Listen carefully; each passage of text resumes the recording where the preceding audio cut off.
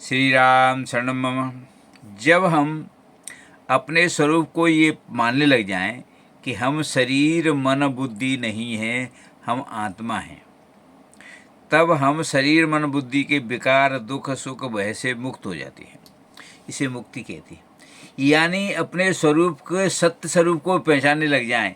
हम अपने स्वरूप को सही रूप से पहचान कर उसको मन में धारणा फिट कर लें तो हम मुक्त हो जाएंगे। मुक्ति कोई बड़ी चीज़ नहीं है। मुक्ति केवल अपने स्वरूप को सही पहचानना और उसको विश्वास कर लेना कि हम यही हैं।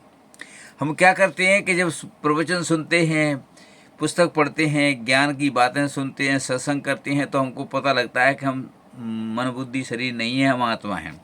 और थोड़ी देर के लिए मान लेते हैं, इसके बाद में खड़े होकर के फिर वही अपने मन बुद्धि के अनुसार काम करने लग जाते हैं और स्वयं को मन बुद्धि मानने लग जाते हैं और अपने को ये कहने लग जाते हमने सत्संग किया। अरे हमने सत्संग कब किया? हमारे मन बुद्धि शरीर ने सत्संग किया था, हमने नहीं किया था। और हम उसको ये मानने लग जाते हैं कि हमने सत्संग किया, इसका मतलब है कि हम अपने स्वरूप को मन बुद्धि शरीर ही मानने फिर लग गए। ये मान्यता हम बार बार दृढ़ता बार बार अपने स्वरूप को मन बुद्धि मान करके, अपने मन बुद्धि शरीर मान करके अपने को दुख में डालती रहती है।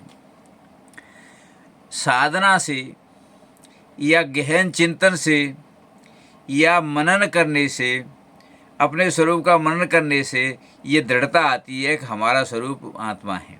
और जब ये दृढ़ता आ जाती है कि हमारा स्वरूप आत्मा है तो दुख सुख बंधन से मुक्त हो जाते हैं। इसी को मुक्ति कहते हैं।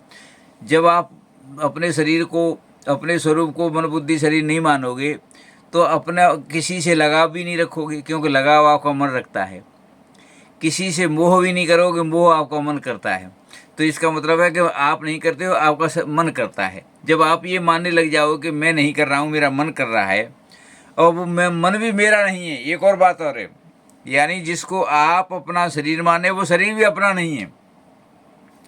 हम उसके केवल दृष्टा हैं, हम उसको देखने वाले हैं। हम जो आत्मा के अंदर 3 गुण होते हैं।